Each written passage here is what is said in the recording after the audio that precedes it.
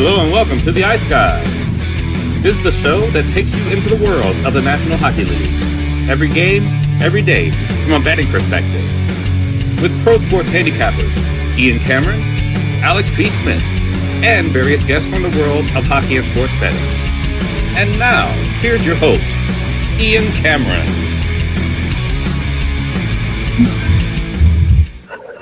Welcome to the Ice Guys, Tuesday, May 12th. Ian Cameron with you solo on this Tuesday edition. We got two big games in the Stanley Cup playoffs tonight. It is Game 4 and a big Game 4, a pivotal Game 4, especially for the Buffalo Sabres, trailing that series 2-1 in Montreal against the Canadiens. Game 4 of that series. Game 5, also a pretty big series, as one team will be one win away from the conference finals tonight when it's all said and done, between the Anaheim Ducks and the Vegas Golden Knights. That series tied at 2 games apiece.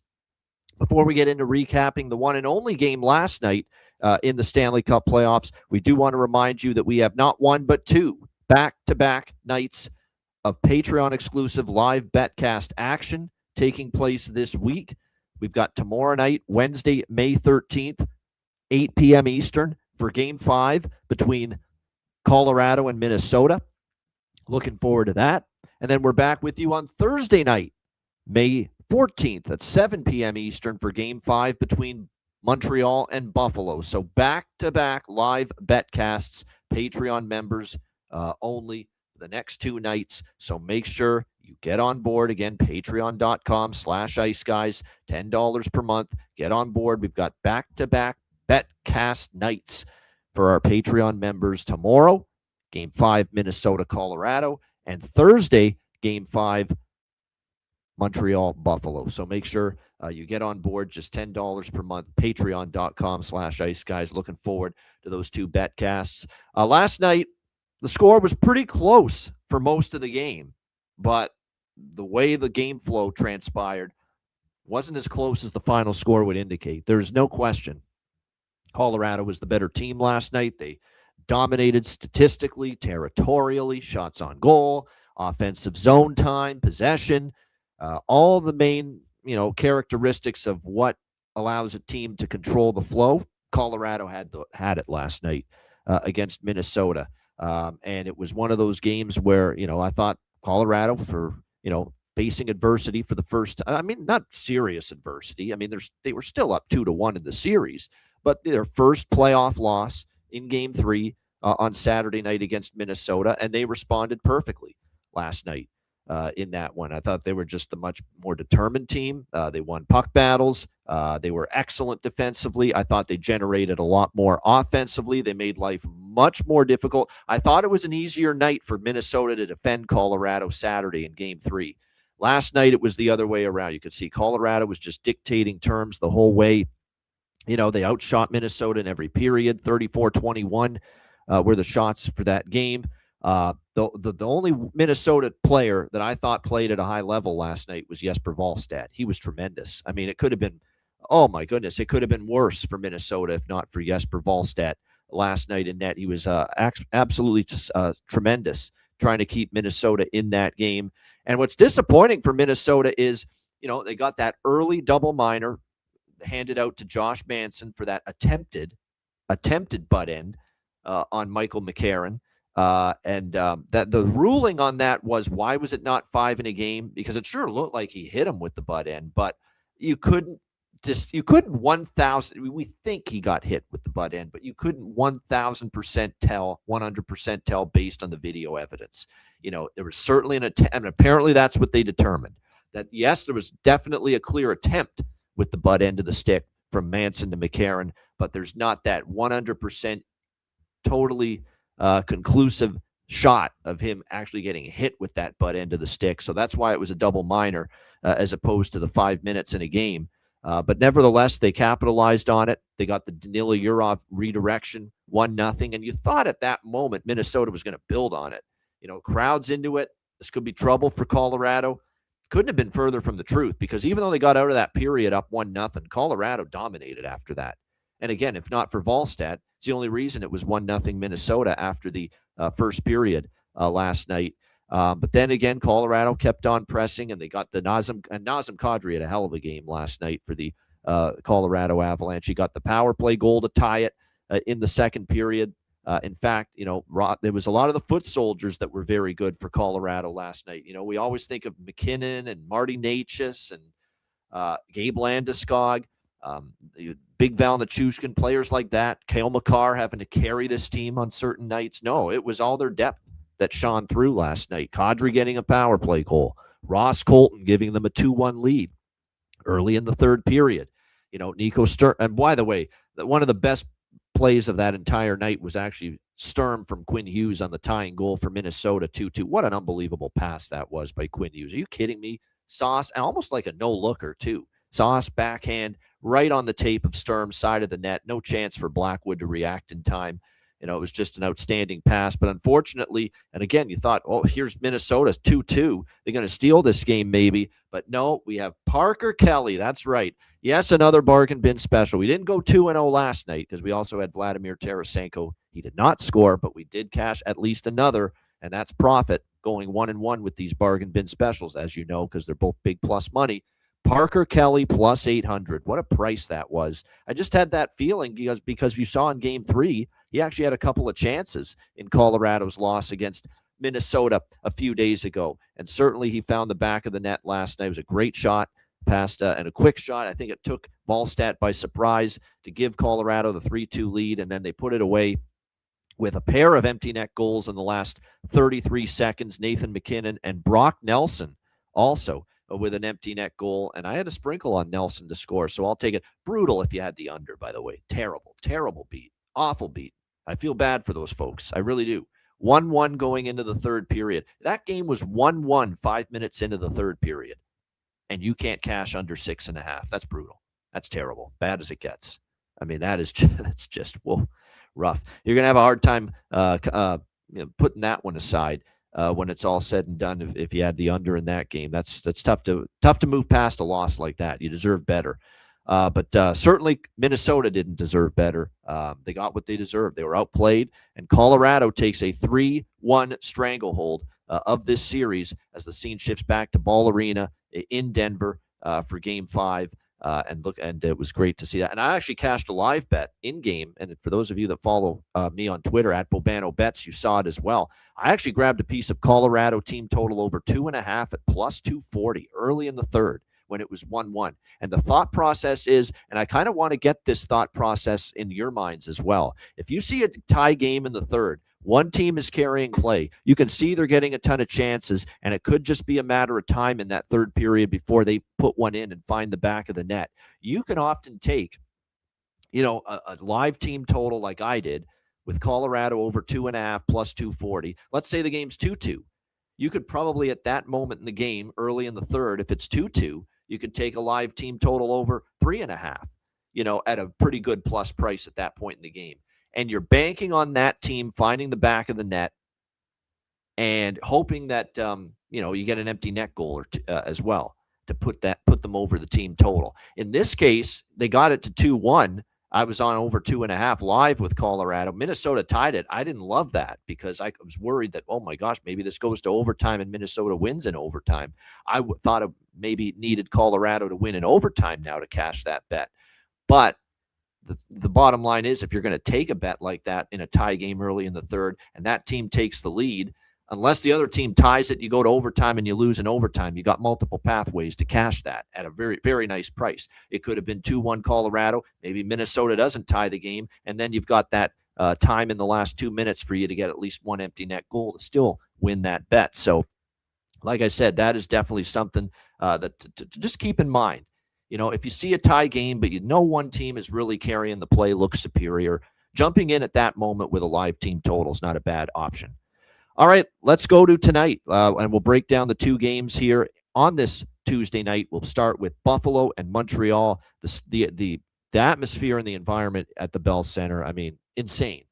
Just incredible, electric, phenomenal, whatever words you can think of. I don't know how they can top it, but they will try at the Bell Center tonight with Montreal starting to take control of this series. Even though it's only 2-1 in the series, there's a damn good argument to be made that Montreal's won 6 straight periods in this series. I think they have. I mean, I think it's 6-0 in periods 1 in favor of the Montreal Canadiens. here in the last 2 games of this series, and it's up to the Buffalo Sabres to try to stem the tide and turn things around here tonight. In Game 4, we have Montreal minus 150, home favorites, 6 the total here in this game. And what's interesting about this price is that this opened around minus 125, minus 130 on Montreal. We've seen about 15 to 20 cents worth of movement here toward the Habs. So there's a lot of Habs support, a lot of Habs love. I'm sure there's a segment of the population that probably, prisoner of what they last saw, and what they last saw was Montreal rolling over this Buffalo Sabres team, thinking it's going to happen again here tonight. I come on this show, I'm supposed to know what's going to happen and be able to predict what's going to happen. And normally I've got a good feel for a game.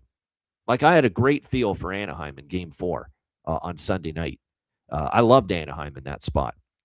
I felt very confident, especially without Mark Stone for Vegas. I felt very confident that the Vegas Golden Knights were going to tie that series. They hadn't lost 2 in a row. They had responded to adversity time and time again throughout the playoffs. Lukas Dostal would play better after getting pulled. It would just everything to me set up. They played well at home. That was their first home loss in the playoffs when they lost Game 3 to Vegas. I loved Anaheim in that game. There was no doubt in my mind. I had a great feel for it. I had a sharp feel for that. I said, I like this. I like this quite a bit. From a side perspective here tonight with Buffalo, I can't say I love something. I can't say I love this side either way here tonight in this game, because I'm caught in between 2 lines of thinking right now. The one line of thinking is that the more I watch this series, the more I just think Montreal's better, faster. Buffalo's having a hard time defending them. Montreal has just figured things out with the power play.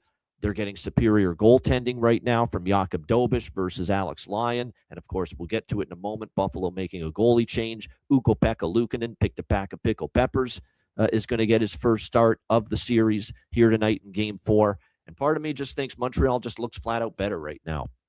And I don't know if there's a way to turn it for Buffalo at this point in time. And then there's the other element of this where, well, we have seen Buffalo, respond multiple times this year. This is a team that you've got as making a ton of lineup changes, by the way, tonight. They're going with the goalie switch, hoping that creates a spark. And for some teams it has in that first game, and some teams it hasn't created a spark. It's worked, and it's worked for some teams, and it hasn't worked for others. That's the way we've seen it here. UPL is going to be in. I don't think you can fault Alex Lyon. That wasn't a goalie problem, in Game 3. That was you were overwhelmed by Montreal in that game. You couldn't sort out your defensive coverage. You couldn't protect, you didn't get back enough. And it was a tough night for some of the Sabres on the blue line. It was even a tough night for Dahlin defensively. Logan Stanley had a really awful night defensively, and that's probably why he's out of the lineup.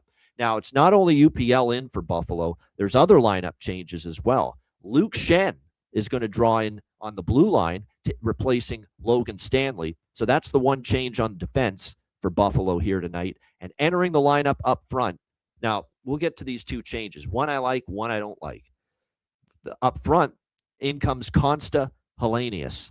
And Konsta Helenius is someone that has had a great season with the Rochester Americans, the AHL affiliate of the Buffalo Sabres. He's got tremendous offensive instinct, speed, talent, ability, good shot, just a really good offensive player. And he had a very good season down there in the American Hockey League. And when it comes to these 2 lineup changes that Lindy Ruff is making tonight, I give a big thumbs up to the Helenius insertion into the lineup. I love it. You need a little dose of this right now. A little more offensive creativity, a little more speed, a little more punch as far as what to throw at Montreal. I think he is the right person to put in against an opponent like this in a series like this, where it's been great pace. There's been a lot of power plays. It's gotten increasingly more nasty as it's gone on. And, we saw a lot of power plays in Game 3. He's a guy that could be a difference maker for Buffalo. In a series where you haven't gotten much from Peyton Krebs and Alex Tuck is struggling, and Tage Thompson, other than the goal off the fortunate bounce off the end wall in Game 3, he's been quiet in this series. He's had issues. Josh Norris, I don't think, has a point yet in this series. So the hope here is that Konsta Helenius is going to give you a little something here. And he actually played a few games during the regular season for the Buffalo Sabres as well. Not many, but he got into a few. And I believe he also did score. He had a goal and 3 assists in 9 games played with the Buffalo Sabres this season. And then meanwhile, we know he had a great year down in Rochester. In 50 games down there, he had 18 goals, 48 points, very, very solid. He's not even, I think he just turned 20 years old, in fact, Hellenius. So I like that insertion. I like that lineup change because I think he's a guy that could, create something here for the Buffalo Sabres. The change I don't like is Luke Schenn.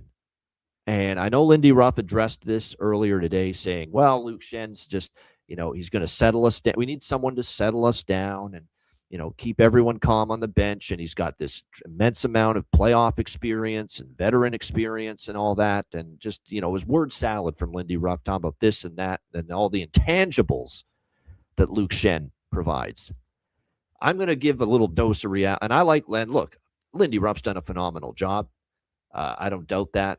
But I've got to give him a little bit of a reminder about, while he gives you the experience and, he's a beloved, teammate. People love Luke Schenn. They say you couldn't get a better person. And I agree with that. Luke Schenn, salt of the earth human being. Great, lots of playoff experience. Totally get all of that. But at the end of the day, you took out Logan Stanley from the lineup for tonight. What were the issues with Logan Stanley? The issues were getting caught up ice, out of position, not able to get back on certain transition rush chances that Montreal had, and he got burned in Game 3 a couple of times by that. You took him out because of a concern of a lack of foot speed, and that is probably the biggest flaw in Logan Stanley. Well, you're taking him out because you're concerned, they picked on him. Montreal picked on him. He was exposed a little bit defensively. He had a bit of a tough night, and he did. If you watch it, Game 3, he did. He had a very tough night, Logan Stanley. But you're basically taking out a potential problem and replacing that with another potential problem. You're just basically reshuffling the same problem.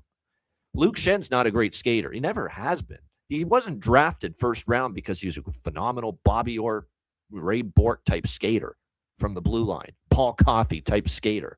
That's not why he was drafted there. He was drafted, to be, and I think they thought he was going to put up points initially. That ended up not transforming or carrying over into the NHL, the point production, and he had to, just tweak his game a little bit, transition it a little bit to being more, physical, responsible, sound defensively. Just play that sound, stay-at-home defensive game, with the use your reach, use stick position, body position to be good in your own zone defensively. But his foot speed's never been good, and it was not the greatest when he was 26 years old. So what the hell do you think it's going to be now that he's 36 years old? At this point in time. So, like I said, I don't mind them taking Stanley out. Now, one thing you will lose with Stanley is, this has become a very physical, violent series, especially Game 3. We saw, obviously, Malenstein running over Dobish. We saw, at the other end, Alex Lyon got hit once during the game, too. There was a lot of scrums, a lot of rough stuff after the game. You lose that element with Stanley. Now, you don't lose anything with that when it comes to Schenn. Schenn will get involved in that. Schenn will drop the gloves. Schenn will be physical. But I worry that, the concern with Stanley was his foot speed and getting caught and being out of position and just, being exposed a bit defensively. I'm worried the same shit could happen to Luke Schenn because, that's exactly what could happen. Because I think that when you look at it, he's very similar as far as the foot speeds are concerned. If he gets caught up ice, he's not catching up, Luke Schenn. So, he's going to have to make – now maybe Logan Stanley didn't make good decisions when to step up and when to stay back, and maybe Lindy Ruff is thinking, Luke Schenn's seen everything. He's played, over 15 years, almost 20 years now in the NHL.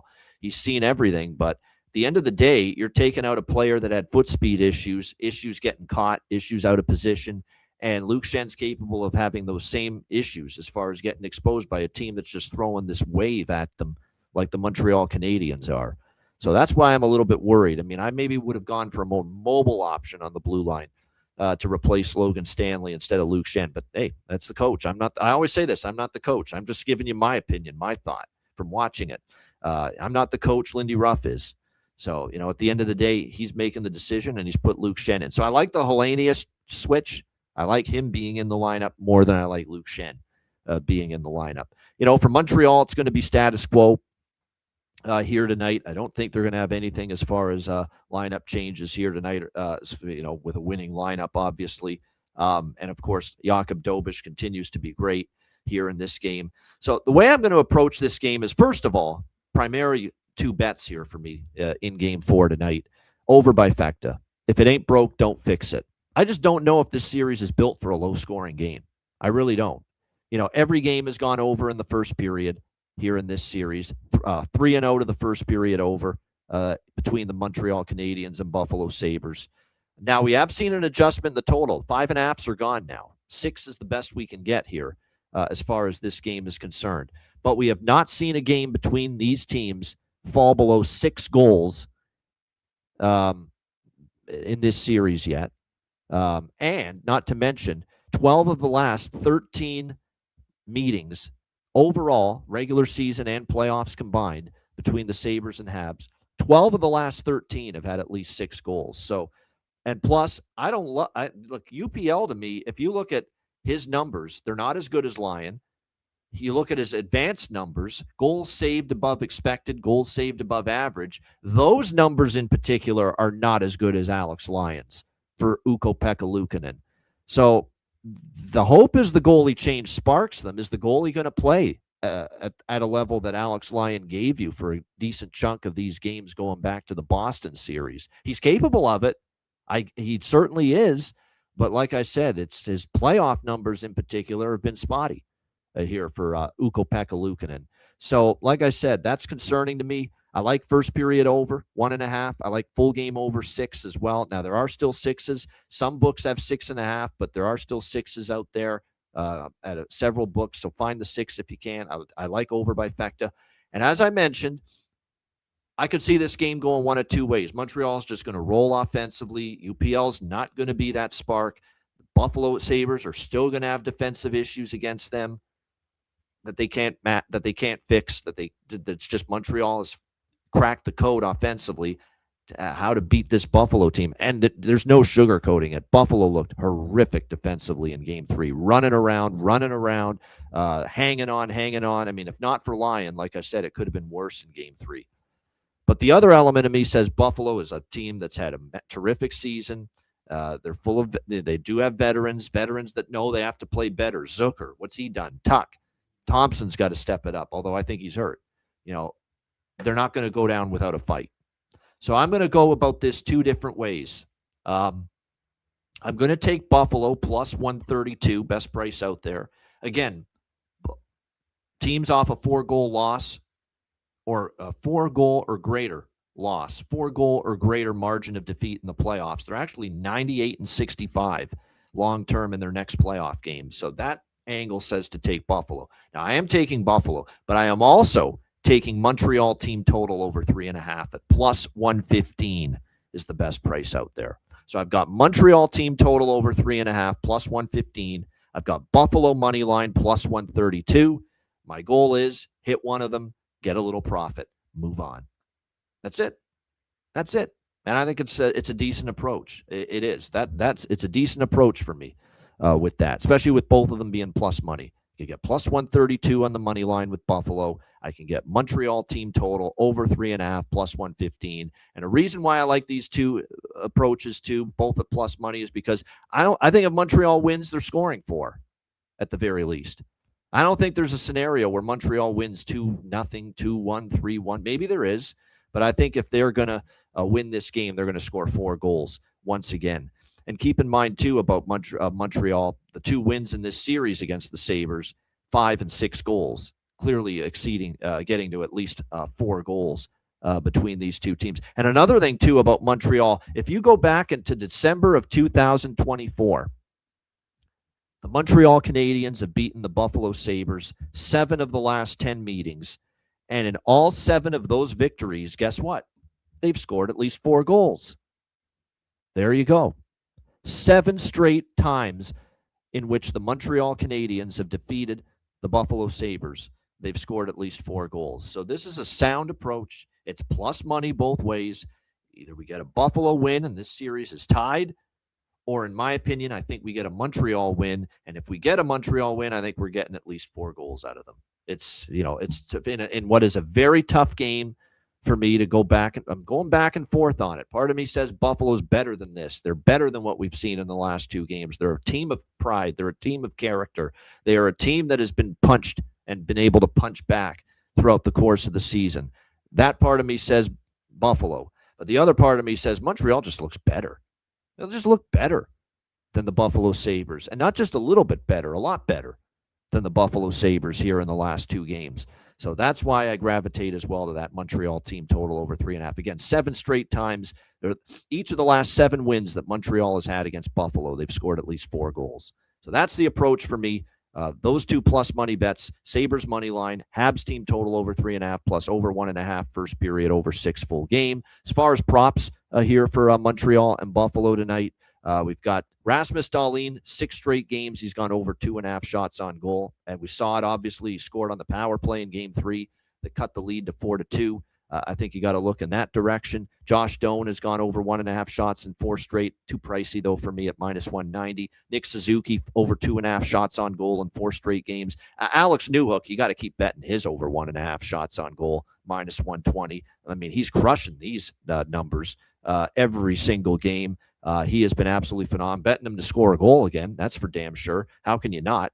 2 goals in each of the last 2 games, 4 goals in the series, 4 shots on goal in each of the 3 games so far in the series. So everything and anything and everything Newhook, the Newfoundlander for the Montreal Canadiens here tonight. As far as that goes, shots on goal, goal prop, assist prop. Alex Tuch has gone over 2.5 shots on goal in 2 straight games, and I think he's a guy that needs to respond, and he's a guy that was very vocal after game 3. Alex Tuch took the microphone post-game and said, I got to be better. I'm not good enough. Not good enough here. So Alex Tuch, you think, that probably gravitates you a little bit toward that over 2.5 shots as well for him. Josh Norris, he's been quiet offensively in the series, but he has gone over 1.5 shots on goal here for the Sabres in 2 straight games entering this one. Benson and Doan probably, like I said, are probably worth a look as well as far as point prop, goal prop for sure. I mean, they have been a threat every time they've been on the ice. Josh Doan has a point in every game in this series for the Buffalo Sabres. Benson's in the mix. Every shift he's out there, he's trying to make something happen. So like I said, definitely Zach Benson and Josh Doan props. You just got to keep going back to that well for sure. And then there's a couple players, especially for Montreal.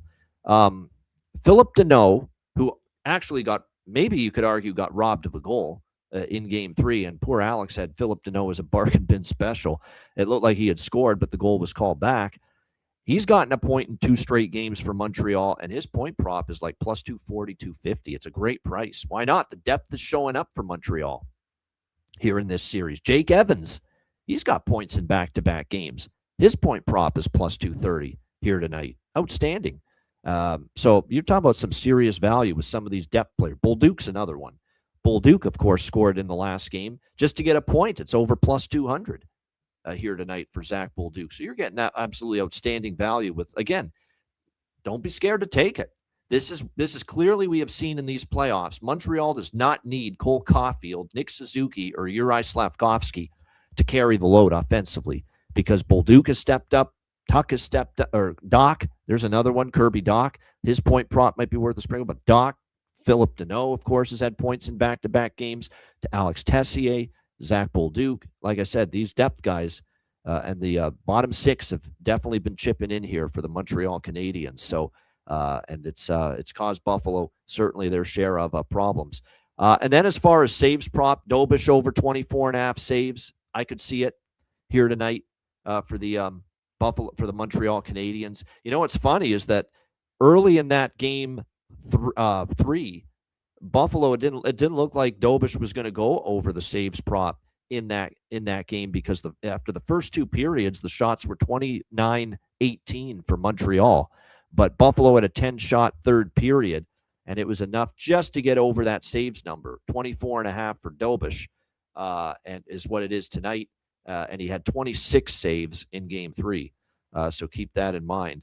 It's definitely something to, I think, be worth a look here, because you would think down 2-1, it's shot volume, shot attempts, don't turn down a chance to get the puck to the net and traffic in front. That's what you're going to need at this point to beat a goalie that's in the zone like Jakub Dobish is. So definitely, like I said, the saves prop here for Dobish probably worth a look. And as Dre says in the chat, the shots on goal, if you have books that offer you Buffalo shots on goal, that's an alternative option for you instead of Jakub Dobish over saves. So that is important to keep in mind for sure. All right, let's get into the late game here tonight. It is Game 5, Vegas Golden Knights, Anaheim Ducks. This series is down to a best of 3. We've got 2-2 series back at T-Mobile Arena tonight. Vegas -160. Home favorites. Total here sitting at, well, it looks like 6.5, depending on which book you look at. So shop around. Again, as far as the total is concerned, we have some books that have 6 and other books that have 6.5. So make sure you shop around as far as the total here in this one. Great response by Anaheim. I loved Anaheim in Game 4. Really loved Anaheim in that spot in Game 4 on Sunday night. This is just a very, very good, young, tough team. Really are. They're mentally tough. And Joel Quenneville deserves so much of the credit for that. To have this young team just, very, very tough mentally, to be able to put aside that brutal start against Vegas in Game 3 and they couldn't recover from it. Come back, and the difference for Anaheim, too, is why this series, I'm not going to say Anaheim's going to win the series. This is a Vegas team that's been very good in Game 5, Game 6, Game 7, historically in their franchise. I don't have the exact record off the top of my head, but I know, and Rachel and I were talking about this on the show yesterday, that Vegas is just great when these series get to these points where it's 2-2 and it's up for grabs, and they just have a knack for taking over. This is what they did. This was the stage of the series. They took over and said, we're putting our foot down and we're winning this series. This is when they did it in the first round against Utah, when that series was tied at 2. And they said, you know what? We're taking this thing over and we're going to win this series. We're the better team. We're going to go out there and prove it. And they did. But Anaheim's a little better than Utah. And now you don't have Mark Stone when you did have Mark Stone in the first round against Utah. And again, I hate to bang this drum. I mean, we shouldn't be in a spot where we're just making such a big freaking deal. And it's not just me, it's everyone that's talking about this series, mentioning how big of a loss Mark Stone is for this Vegas Golden Knights team. And the results bear it out. They do. This team without Mark Stone just this season alone is 8-15. Regular season and playoffs combined. 8-15 for the Vegas Golden Knights. That's 7 games below 500 without Mark Stone. He's a big deal. Offensively, defensively, breaks up plays. We know he's been one of the kings of the takeaway, forcing turnovers, forcing giveaways of the opposition.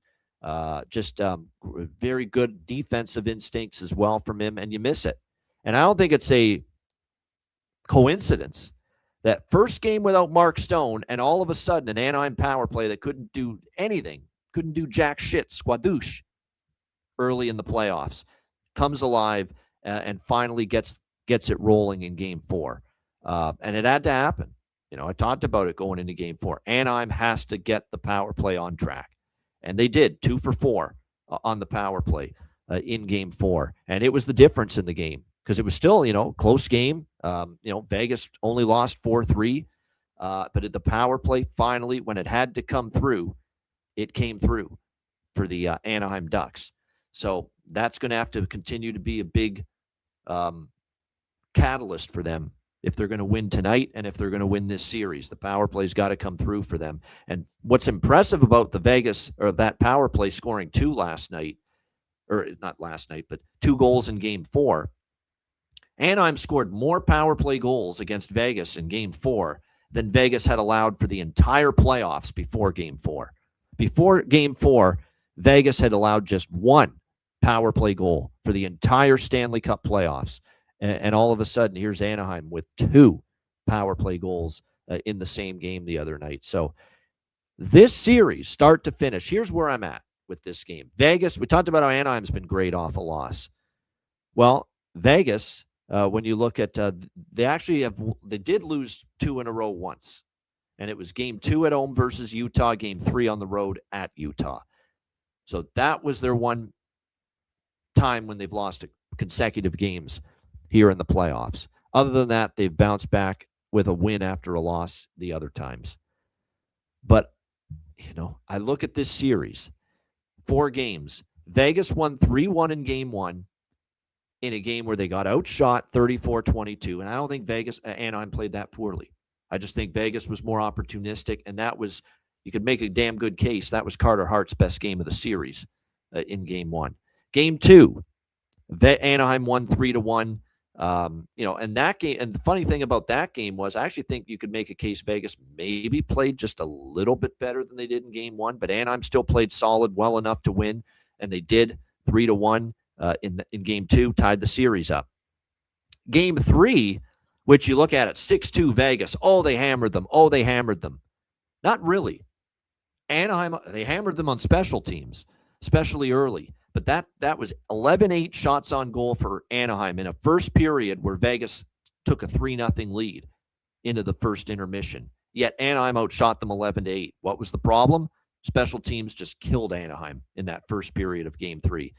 Braden McNabb's short-handed goal, which was a bad one to give up by Dostal. Mitch Marner, an absolutely crippling goal in the dying seconds of the first period with the power play.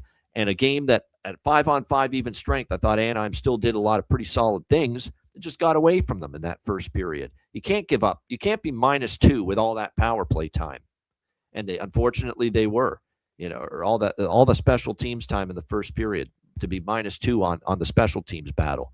And they were, the short-handed goal and the power play goal that they allowed in the first period. But they did a lot of good things at 5-on-5. And then, of course, in Game 4, they played probably their best game of the series. Certainly it ranks right up there. Vegas didn't play that bad either, but I thought Anaheim upped it, and the difference was the special teams. The power play worked finally, and they were able to win 4-3. Anyway, I go on and on like I just did about the flow of these 4 games to point out why I think this price is just, it's too big on Vegas to take them for me. It's too big of a price to take the Vegas Golden Knights for me. -160. They have not been the degree of dominance and control of the flow in this series for Vegas has not been at a point at any time in this series that tells me, whoa, we should be laying -160 with the Vegas Golden Knights. That's where I'm at here. So at this price, I think the value is Anaheim. I don't love Anaheim tonight, but I sure as hell ain't taking Vegas. No way. Especially without Mark Stone, 8-15 without him this season. It's an Anaheim or pass game for me here when it comes to Game 5. I liked Anaheim a lot more in Game 4. I do think we're going to see a good pushback from Vegas here tonight in this game. And by the way, I don't have to really do much in the rest of this series because I'm already locked in profit with my 6 games, 7 games series bets. We've got Anaheim 4-2, 4-3, Vegas 4-2, 4-3 to win the series. And we're going to get paid pretty nicely out of that because they're all very good prices. But yeah, at this price, no. Vegas is a little overvalued, overpriced based on the flow of this series. It's been closer than having Vegas -160, the bottom line here tonight in Game 5 of this game. So I'm not going to be involved in the side pregame. I think this is probably going to be lower scoring again. I could see that, 6.5. It's just been one of those series where the games in Vegas have been the unders and the games in Anaheim have been the overs for the most part here in this series to this point. We had 2 unders in Game 1 and Game 2, 2 overs in Game 3 and Game 4. So we've had unders in Vegas, overs in Anaheim. I kind of think that's probably a pattern you say probably keeps going until you have a reason to change it. So, I could see this being, more of the 3-1, 3-2 variety here tonight with Anaheim, Vegas. So we'll see how it goes. tonight in this one. But like I said, I just don't have a real strong. I mean, I could only look at Anaheim here tonight at this price, but I do respect Vegas in the spot they're in to push back hard and be better and maybe make some adjustments on the penalty kill. And by the way, it looks like for the Vegas Golden Knights as well, they've made a couple of lineup tweaks. They just shuffled a couple players in the bottom six, but Brandon Saad's still in. I'm banging the same drum as Jonathan Davis when it comes to and Addison when it comes to Brandon Saad. I don't know. Can Braden Bowman not be a better option? Do a better job? He's younger. He's faster.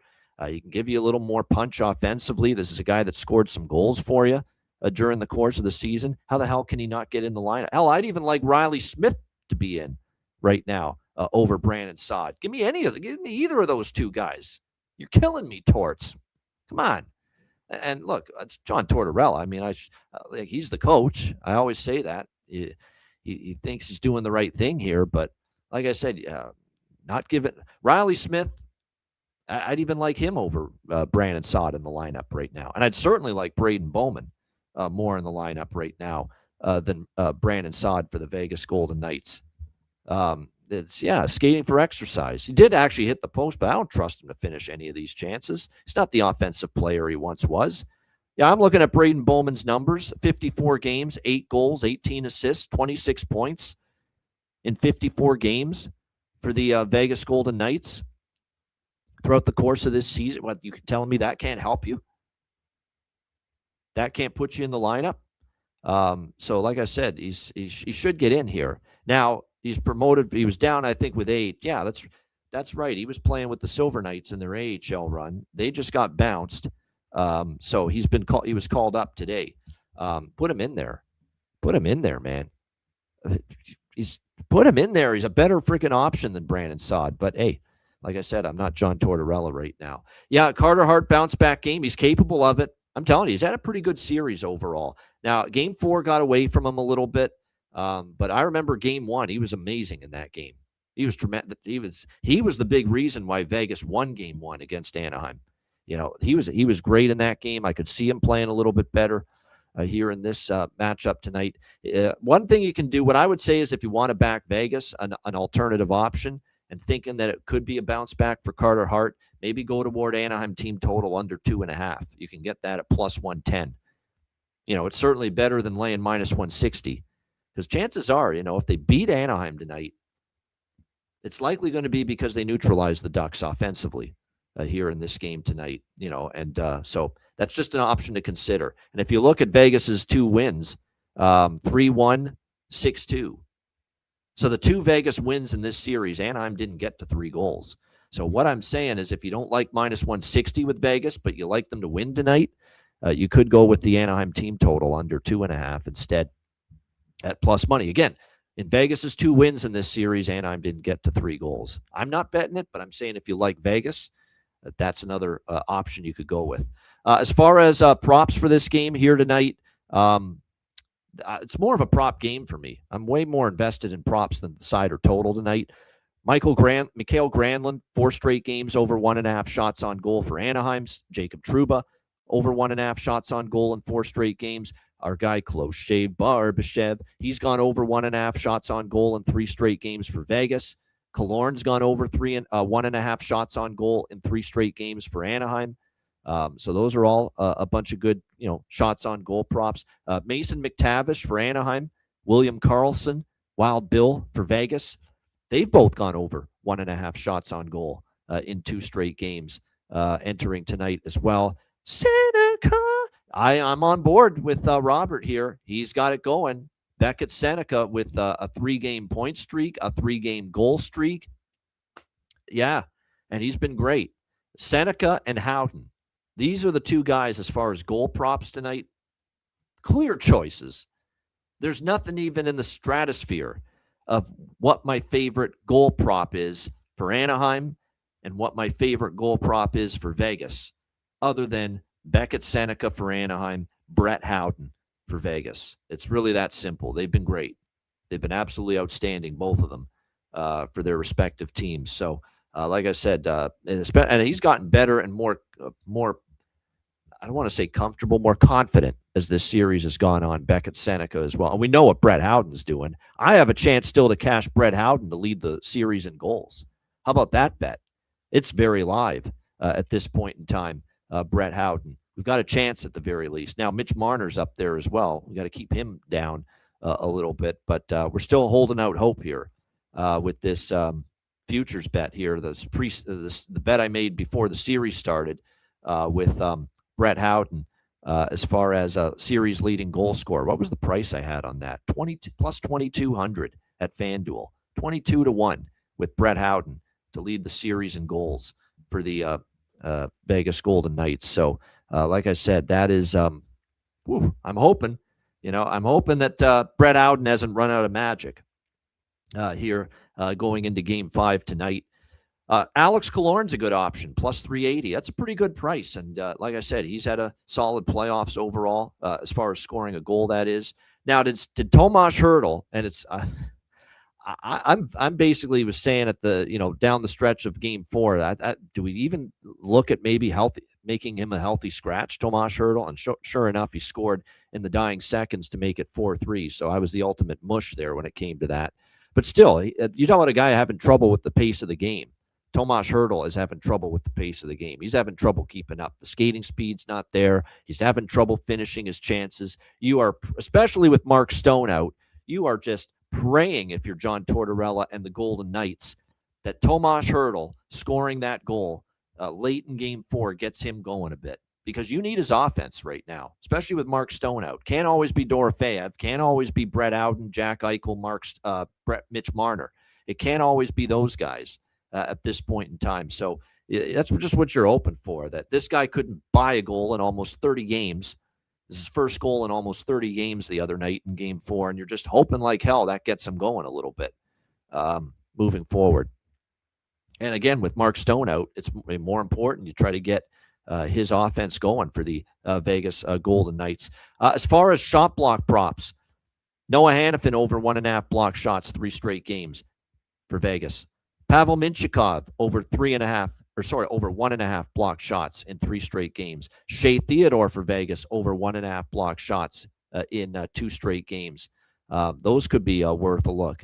It's funny. We talked about Jackson Lacombe, how he was really leading the playoffs and as far as points early on, but he's had a quieter offensive series here for the Anaheim Ducks. He does still have at least a point in 6 of the last 10 games. But he has cooled off a little bit. I'm kind of with Robert. I feel he chips in a little bit for Anaheim offensively tonight. So the point prop, I feel like I'm going to take a shot. Go back to the well with Kookie here. Lemmy Lacombe, Jackson Lacombe for Anaheim as far as a point prop. So that's about it. It's a good prop game. Like I said, I have way more going on with props with that Anaheim Vegas game than I do with the side or the total. Great stuff. Shout out to everyone in the chat. Hit the like button. We appreciate it very much. Zach Benson's birth. Well, I'm already liking Zach Benson props there, Cuban. So I agree. Maybe if the birthday enhances his chances to score a goal tonight for Buffalo even more, I'm all for that. Wow, that's actually that's not bad there. I like that little flyer that Jonathan's posted. Doan, Newhook, Suzuki, Trouba, Dahlin, Dorofeyev. All 3+ shots. I can tell you I'm already on Doan, Newhook, Dahlin, Dorofeyev. I'm on all of them over shots on goal already individually. The only one I didn't bet was Suzuki and Trouba. I don't think I bet Suzuki or Trouba. I bet Doan, I bet Newhook, I bet Dahlin, I bet Dorofeyev individually. I didn't bet Suzuki and Trouba, but hey, you can make a case for sure for those two as well. But there you go at 100-1 for all of those players, all 1, 2, 3, 6 of those to get at least 3 shots on goal. So, like I said, I'm already on 4 of those 6 players individually over their shot prop tonight. So, I definitely agree with some of those. And there's the watered down version, as we like to say, at the smaller price to get just 2 shots on goal. The Doan, Newhook, Trouba, McTavish, Marner, Dorofeyev. So, like I said, good stuff, good prices, no doubt. All right, thanks for tuning in. A reminder, betcasts, back-to-back nights.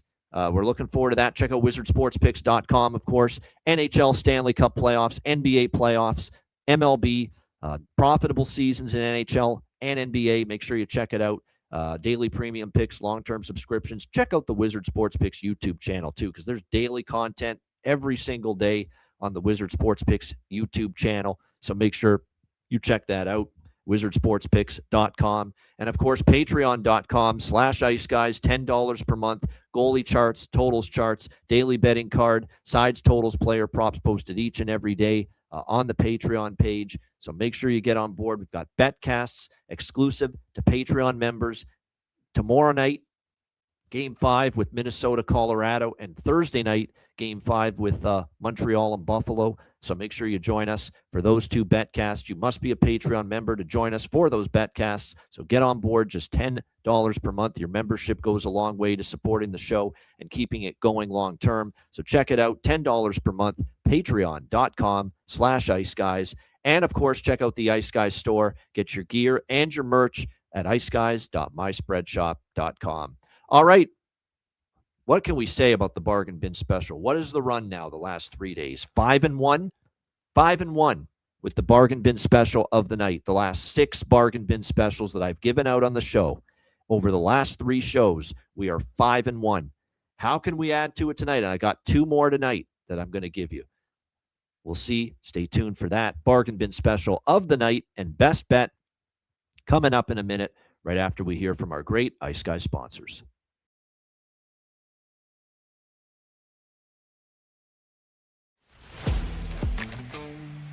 Wizard Sports Picks, featuring the finest handicappers in the universe. Sharp insights, trusted picks, and relentless results. We strive to help you become consistent winners. This is Wizard Sports Picks.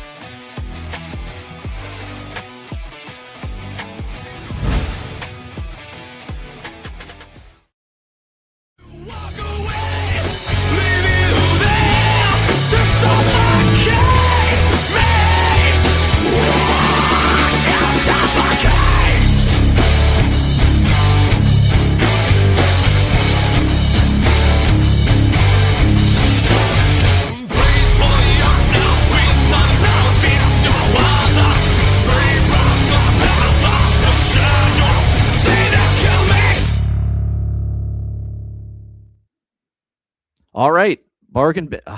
Very good. Ergo Caustic, very good comment. Ian's the Brett Howden and Alex Newhook of bargain bins. He's further elevated his game during the playoffs. Yeah, hopefully some of those Buffalo Sabre players figure that out, how to elevate their games as well. But great comment there from Ergo. Yeah, we've elevated, man. 5-1 run with bargain bin special of the night over the last 3 shows. And I've got 2 more tonight for this Tuesday with bargain bin special of the night. And we are going to go to Buffalo and Montreal for the first of the 2 bargain bin specials. I was tempted to go to Alex Newhook again. I probably should, but I don't want to be. Do you want to be creative, unique, or do you want to just win? So I'm not going to go to Newhook, but he was like this close to being my pick for bargain bin from the Buffalo Montreal game. But instead, I am going to go with the guy coming into the lineup for the Buffalo Sabres tonight. I'm going to go for that big price. Plus 700 for Consta Helenius for the Buffalo Sabres.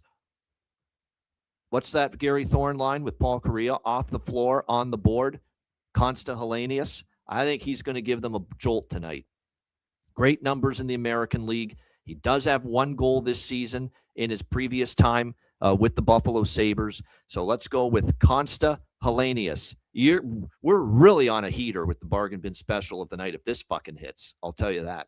Consta Helenius, Buffalo, plus 700 for my bargain bin special from that game. And for Anaheim, Vegas, you know what we're doing here. Yeah, how many Anaheim Vegas games in a row can it be with Brett Howden? And we're going back to that well once again. Now, the price is dropping, but there are still a couple books that have plus 310 out there on Brett Howden for the Vegas Golden Knights, and we will roll it once again with Brett Howden for the Vegas Golden Knights to find the back of the net. It's been a tremendous run here in the postseason. He is now on a 2-game goal-scoring streak, goals in 4 of the last 5, 6 of the last 10 games. And with Vegas looking to bounce back. I would not be shocked to see him add to his tally tonight. Brett Howden, Vegas, plus 310. Consta Hellenius, Buffalo, plus 700 for my 2 bargain bin specials for this Tuesday night as we try to build on this 5-1 run with the bargain bin special of the night. All right, best bet. I'm going to go to Montreal, Buffalo. Just go over 6, minus 125. Every game in this series has had at least 6 goals. I think we push at the worst-case scenario. And 12 of the last 13 meetings have had at least 6 goals. And I'm not convinced UPL's a goaltending upgrade for Buffalo. I think Montreal keeps their offense going, but I think Buffalo has a better offensive game in them here tonight as well. Sabres, Habs, and I think the Hellenius addition into the lineup is actually an offensive change that should help. Buffalo, Montreal, over 6, minus 120 for my best bet. Shout out to everyone in the chat. Hit the like button. We appreciate it very much. A reminder, the Ice Guys is live 7 days a week, Monday to Friday, 2 p.m. Eastern, Saturday, Sunday, noon Eastern. If you can't watch the show live, download the Ice Guys podcast in audio form on all major podcast platforms, Google Podcasts, Apple Podcasts, Spotify, Stitcher, iHeartRadio, Amazon Music, and more. Download the Ice Guys podcast when you can't watch the show live. Oh, yeah, I'll mention something about that before we head out. Thoughts on the Blue Jackets extending Charlie Coyle? I love that they have him back. I do. I think he was a great player for them this year. I think he's good in the dressing room. 6 years is my issue with it. Really? 6 years? 6 fucking years? He's going to be 40, 41 at the end of that deal, at the end of that contract. So the term is the concern I've got with it. That Don Waddell just he went a little too aggressive as far as the term and the number of years there that he's given Charlie Coyle with that new contract. But he's a good fit. He was good in the dressing room. Clearly, I think Rick Bowness and him got along. Rick Bowness always sung the praises of Charlie Coyle. So I think there's a nice coach-player relationship going on there. But it's just, I like that he's back. I'm glad they brought him back. I think he's part of the solution, not part of the problem with Columbus moving forward. I just think 6 years is a little crazy as far as the term. Now you got this guy under contract till he's into his 40s. That's a little much for me. But it is good he's back. So that's my thoughts on that with Charlie Coyle. Re-upped by the Columbus Blue Jackets for 6 more years. All right, we're out of here. I'm Ian Cameron. Have a great Tuesday night. Enjoy the games and good luck. And we will be back with you tomorrow on Wednesday, 2 p.m. Eastern, for another edition of the Ice Guys.